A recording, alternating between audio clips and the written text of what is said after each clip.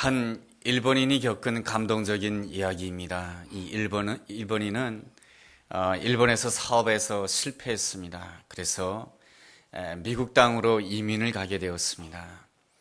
샌프란시스코 교회에 자리를 잡고 장미 농장을 하게 되었습니다.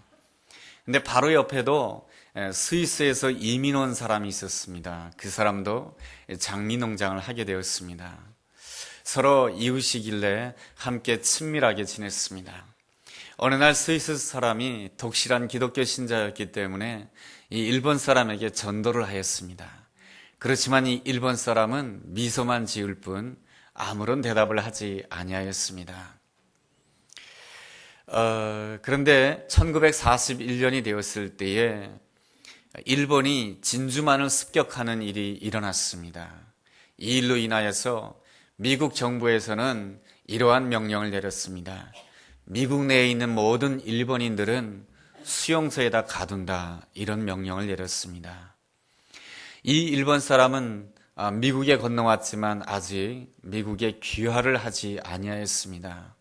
여전히 자신의 그 신분은 일본 사람이었던 것이죠. 그래서 이 사람은 일정한 수용소에 수용되어야 했던 것입니다. 미국 땅에 건너와서 가진 고생을 하면서 장미 농장을 어느 정도 잘 일구어 나왔고 이제는 안정되고 살만하다 싶었는데 이제는 수용소에 들어가야 됐던 것입니다.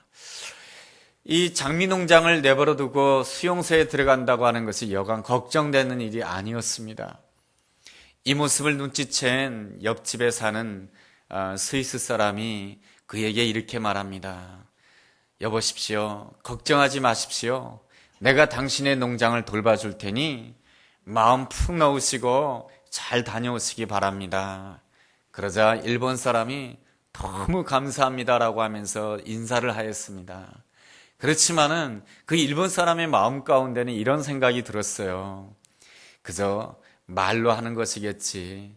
어떻게 자기 농장일도 바쁜데 어떻게 내 농장일까지 돌봐줄 수 있겠는가?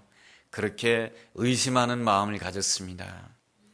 이 일본 사람이 의심하니까 이 스위스 사람이 그의 의심을 눈치를 챘습니다. 당신은 나를 믿지 못하겠죠? 나를 믿지 못하겠거든.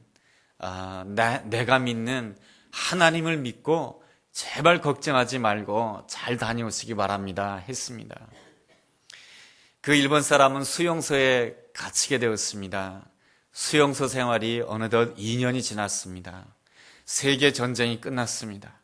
이제 다시금 수용소에서 해방이 되어서 자기가 살던 샌프란시스코로 돌아오게 되었습니다. 기차역에서 내리자 그는 스위스 사람을 보게 되었습니다. 그 스위스 사람은 큰 플랜카드를 걸고 일본 사람을 환영해 주었습니다. 플랜카드에는 이러한 내용이 적혀져 있었습니다. 집에 온 것을 환영합니다 라는 내용이었습니다. 그 스위스 사람과 반갑게 맞이하고 나서 이제 집으로 돌아가 보니까 놀랍게도 장미 농장은 자신이 떠날 때와 똑같이 아름답게 장미들이 이렇게 만발하게 피어 있었습니다. 너무나도 기분 좋은 모습으로 집 안을 들어가 보았습니다. 응접실은 깨끗하게 정돈이 되어 있었고 응접실 탁자에 장미 한 송이가 놓여져 있었습니다. 그리고 그 옆에 작은 저금 통장이 있었는데 그 저금 통장을 보니까 2년 동안 그 자기의 그 농장에서 벌어들인 그 수익금을 차곡차곡 통장 속에다가 넣어 놓았던 것입니다. 그리고 옆에 카드 한 장이 있었습니다. 그것은 그 카드에 이러한 내용이 써져 있었습니다. 하나님은 당신을 사랑합니다. 당신은 다시 시작할 수가 있습니다. 이 카드를 받아든 일본인은 너무나도 감격해서 그 스위스 사람 앞에서 무릎을 꿇으며 감사합니다라고 고백하면서 내가 당신이 믿는 하나님을 나의 하나님으로 믿겠습니다. 그렇게 고백했다는 아름다운 이야기입니다. 스위스 사람은 사실은 일본 사람이 장미 농장을 하지 못하게 되면 그 일본 사람이 이렇게 일구어 놓은 장미 농장에 오는 손님들을 자기한테로 끌 수가 있었습니다. 그렇지만은 이 스위스 사람은 독실한 그리스도인으로서 나에게만 좋은 일을 생각하지 않았습니다. 이 스위스 사람은 무엇을 생각했냐면은 주님에게 좋은 일이 무엇일까 생각하다가 그 일본 사람에게 좋은 일을 할 수가 있는 그런 사람이 되었습니다. 예수님을 사랑하는 사람이란 어떠한 사람입니까? 예수님을 사랑하는 사람은 예수님에게 좋은 일이 무엇일까? 그것을 생각할 줄 아는 사람입니다. 우리 예수님도 나에게 좋은 일이 무엇일까? 그것만 생각하지 않았습니다. 예수님도 늘 하나님 아버지에게 좋은 일이 무엇일까? 그것을 생각했습니다. 그러기에 예수님께서는 십자가 앞에서도 이러한 기도를 드릴 수가 있었습니다. 내 뜻대로 마옵시고 아버지의 뜻대로 하옵소서. 그러면서 하나님 아버지에게 좋은 일을 하기 위하여서 그 고난의 십자가의 길을 걸어가셨던 것입니다. 그러한 주님께서는 우리를 향해서 이렇게 말씀해 주십니다. 나를 따라오너라. 나를 따라오려고 한다면 자기를 부인하고 자기 십자가를 질 것이니라 라고 말씀해 주십니다. 폴 비츠라고 하는 기독교 심리학자가 있습니다. 이 사람은 이러한 말을 합니다. 오늘날에 가장 무서운 종교, 가장 무서운 이단이 있는데 그것은 바로 자기를 숭배하는 종교라고 하는 것입니다. 사람들은 저마다 다 자기만을 숭배하고 자기만을 섬기려고 한다라고 하는 것입니다. 이것이 현대인에게 있어서 가장 무서운 병이고 공동체를 깨트리는 질병이라고 하는 것입니다. 구소련 시대에 유명한 소설가로 알려지고 노벨상 평화상을 수상했던 솔제니친이라고 하는 사람이 있습니다. 이 사람이 구소련 시대에 저항소설을 쓰다가 이 소련에서 쫓겨나게 됩니다. 그래서 미국으로 망명을 오게 되는데 미국에 망명을 와서 미국 여러 지역을 여행을 하게 되었습니다. 여행을 하는 길에 한 기자가 질문을 하게 됩니다. 기자가 질문한 것은 아마 그랬던 것 같아요. 이 미국을 자유롭게 여행하니 얼마나 좋습니까? 그러한 자랑 삼아 그 솔제니친에게 질문했는지 모릅니다. 그렇지만 이 솔제니친은 이렇게 대답을 합니다. 저는 미국이 기독교 국가인 줄 알았습니다. 그런데 미국을 돌아다니다 보니까 미국이라고 하는 나라는 전부 다 자기만을 숭배하는 나라이고 자기만을 섬기는 그러한 나라인 것 같습니다. 그렇게 말했다라고 하는 것입니다. 미국만이 그러겠습니까? 우리나라 사람들도 다, 현대인들은 다 자기를 숭배하고 자기만을 섬기려고 하는 그러한 모습을 보여주고 있습니다. 서점에 나가보면은 인생 처세술에 대한 그러한 책자들이 있는데 그 인생 처세술의 핵심이 무엇입니까? 그것은 자기를 높이라고 하는 것이고 자기를 자랑하라고 하는 것이고 자기를 세우라고 하는 것입니다. 여기에는 무엇입니까?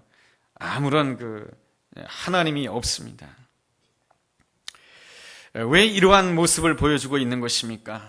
그것은 바로 복의 근원이 어디로부터 임하는지 모르기 때문에 그렇습니다.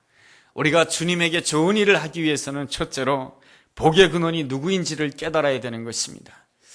누가복음 17장을 읽어보게 되면 문둥병자 10명의 이야기가 나오게 됩니다. 문둥병자라고 한다면 너무나도 참 불쌍한 사람이죠. 가족들을 만날 수가 없습니다. 내가 가고 싶은 곳에 갈 수가 없습니다. 그런데 예수님께서는 그 문둥병자 10명을 다 치료해 주셨습니다. 그렇다라고 한다면 이 문둥병자 10사람이 다 예수님께 돌아와서 감사합니다라고 고백해야 될 것 같은데 그러지 않습니다. 한 사람만이 돌아옵니다. 그리고 9사람은 다 자기 갈 길을 가게 됩니다. 왜 그런 것입니까? 자기에게 좋은 일만 생각했기 때문에 그렇습니다. 문둥병이 깨끗함 받은 다음에 그 9명의 문둥병자는 무엇만을 생각했냐면은 내가 그동안 누더기 같은 옷을 입었는데 내가 좋은 옷을 입어야 되겠다. 내가 그동안 가족을 만나지 못했는데 가족을 만나야 되겠다. 내가 가고 싶은 곳도 가지 못했는데 이제 가고 싶은 곳 가야 되겠다. 나에게 좋은 일만 생각했기 때문에 복의 근원이 누구로부터 오는지를 깨닫지를 못했던 것입니다. 우리 주님께서는 종종 우리에게 고난을 허락하실 때가 있습니다. 이유가 무엇입니까? 우리로 하여금 복의 근원이 누구인지를 깨닫도록 하기 위한 것입니다. 요셉이라고 하는 사람은 아름다운 사람입니다. 그런데 애굽 땅에 노예로 끌려가게 됩니다. 노예로 끌려가게 되었으니 모든 것을 다 잃어버리는 자가 됩니다. 고향을 잃어버리고 집을 잃어버리고 편안함을 잃어버리고 아버지의 아들이라고 하는 그러한 지위를 잃어버리는 자가 되었습니다. 그의 앞에 놓인 것은 너무나도 힘든 세월이었고 미래가 없는 그러한 세월이었습니다. 그럼에도 불구하고 말이죠, 요셉은 그 애굽 노예 생활 속에서 소중한 선물을 받게 됩니다. 그 소중한 선물이 무엇이냐면은 그것은 바로 여호와께서 요셉과 함께 하신다라고 하는 것입니다. 내 인생의 참된 축복은 여호와께로부터 온다라고 하는 이 놀라운 사실을 깨달은 것이 바로 그에게 주어진 놀라운 선물인 것입니다. 하나님의 놀라운 축복, 내 인생의 가장 좋은 일은 내 옆에 있는 사람을 통해서 오는 것, 사람으로 인해서 오는 것도 아니고 환경으로 인해서 오는 것도 아니고 여호와께로부터 온다라고 하는 것을 확실히 깨닫게 되었을 때 이 요셉은 정말로 주 안에서 승승장구하는 아름다운 사람이 될 수가 있었던 것입니다. 요셉은 보디발 장군의 아내가 성적으로 유혹할 때 단호하게 거절하였습니다. 어떻게 그러한 성적인 유혹을 거절할 수가 있었겠습니까? 그것은 요셉의 마음 가운데 내 인생의 복은 여호와께로 온다라고 하는 것을 그것을 알았기 때문에, 주님을 사랑했기 때문에 이 요셉의 마음에 소원이 있었습니다. 그것은 무엇입니까? 주님에게 좋은 일을 하고 싶습니다. 주님에게 좋은 일을 하고 싶습니다. 주님을 사랑하기 때문에 내가 주님에게 좋은 일을 하고 싶습니다라고 고백하는 그 순간에 그 성적인 유혹을 끊을 수가 있었던 것입니다. 요셉은 애굽의 총리가 된 다음에 형제들을 만나게 됩니다. 근데 형제들을 용서하게 돼요. 어떻게 그 원수 같은 형제들을 용서할 수가 있을까요? 여러분, 먼 데 있는 사람은 용서하기가 쉬워요. 그런데 가까이에 있는 사람은 참 용서하기가 힘들어요. 그런데 요셉은 그 가까운 형제들을 용서할 수가 있었습니다. 어떻게 용서할 수가 있었습니까? 주님을 사랑했기 때문에, 주님에게 좋은 일을 하고 싶어서 그렇기 때문에 용서할 수가 있었던 것입니다.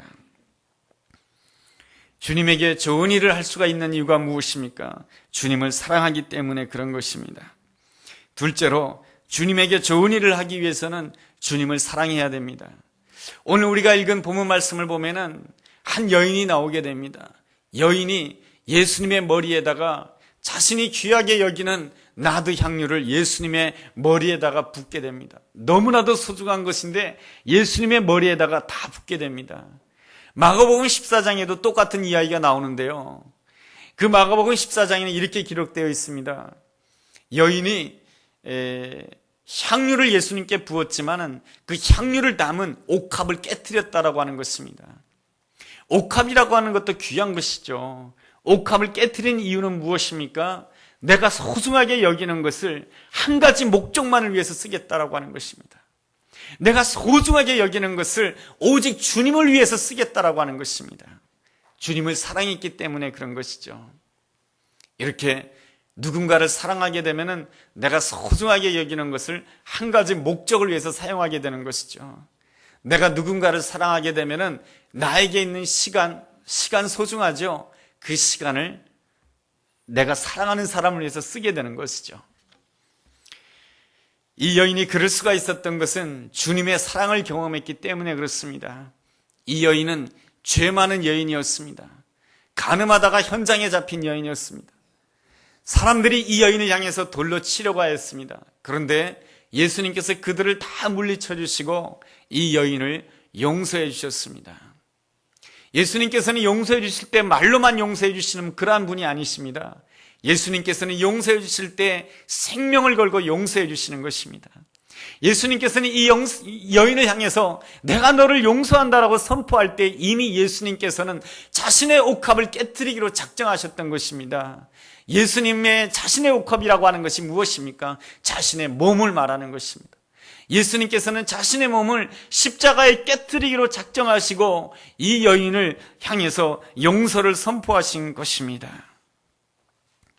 예수님께서 이렇게 자신의 몸을 십자가에서 깨뜨리신 이유가 무엇입니까? 하나님 아버지에게 좋은 일을 하기 위해서, 그리고 또 나를 용서해 주시기 위해서, 나를 구원해 주시기 위해서 그렇게 행하셨습니다. 우리가 이 놀라운 사랑을 느낄 수 있다고 한다면 우리 역시 주님에게 좋은 일을 하기 위해서 나의 옥합을 깨트릴 수 있어야 되는 줄로 믿습니다. 여러분, 우리는 나에게만 좋은 일을 하려고 합니다. 나에게만 좋은 일을 하면 내가 행복할 것 같지만 그렇지 않습니다.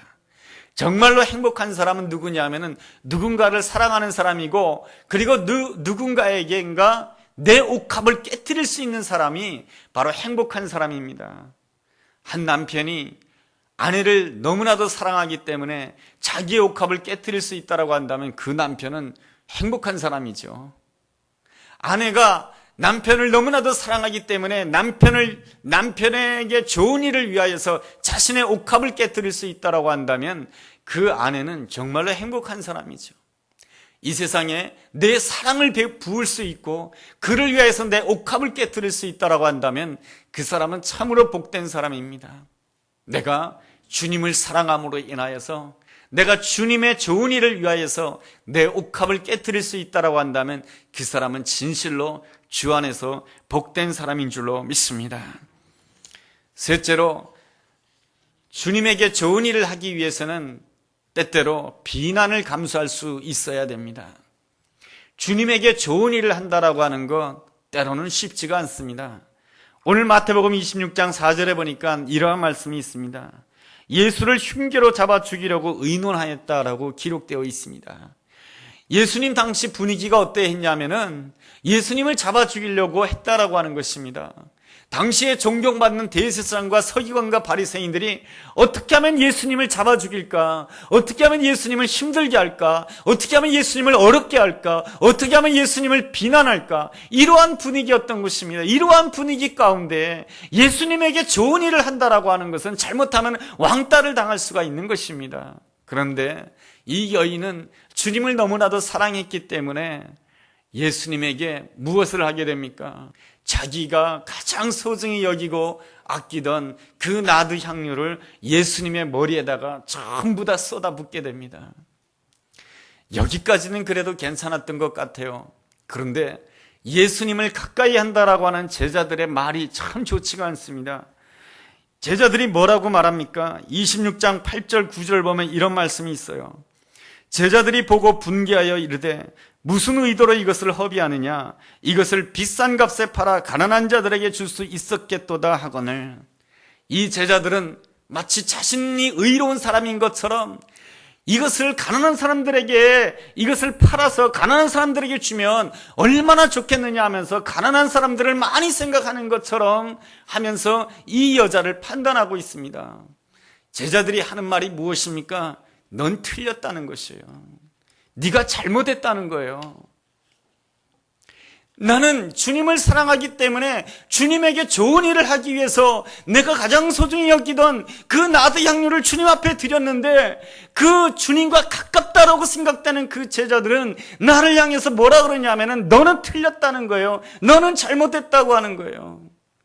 여러분, 우리는 함께 살아가는 사람들로부터 너는 잘못됐어, 넌 틀렸어, 넌 실패했어, 이러한 말을 들을 때가 있습니다. 여러분, 그럴 때에 우리는 정신을 차리고 예수님을 바라봐야 됩니다. 예수님 바라보지 못하고 이런 말을 들어서 내 입장이 어떻게 될까? 이런 말을 들어서 앞으로 내가 어떻게 될까? 내 입장을 생각하고 내 형편을 생각하게 되면은 반드시 내 마음 가운데 있는 기쁨이 사라지고요. 대신 내 안에 사단이 무엇을 채워주냐 하면은 내 마음 가운데 두려운 마음을 채워주시고, 사단이 내 마음 가운데 두려운 마음을 채워주고요, 내 마음 가운데 분노를 채워주고요, 미움을 채워줍니다. 그래서 우리가 다른 사람들로부터 너 잘못했어, 너 틀렸어, 너 실패했어, 이러한 말을 들을 때에 우리는 사람들의 말에 집중할 것이 아니고 눈을 들어서 예수님께 초점을 맞춰야 될 줄로 믿습니다. 여러분, 예수님께서는 이 나드 향유를 터뜨린 이 여인을 향해서 예수님께서 뭐라고 말씀해 주고 있습니까? 10절 하반절에 이렇게 말씀해 주십니다. 그가 내게 좋은 일을 하였다. 그리고 12절에 이 여자가 내 몸에 향유를 부은 것은 내 장례를 위한 것이다. 13절에는 내가 그것을 기억하겠다라고 말씀해 주십니다. 주님의 판단은 달랐어요. 사람들의 판단과 주님의 판단은 너무너무 다른 거예요. 주님께서는 내가 주님을 사랑함으로 인해서 주님에게 한 그 작은 일도 우리 주님께서는 크게 받아주시고 기억해 주시고 기뻐해 주시고 받아주시는 놀라운 주님인 줄로 믿습니다. 여러분, 우리 예수님도 이러한 것을 경험했잖아요. 예수님께서는 늘 하나님 아버지에게 좋은 일을 하고 싶었어요.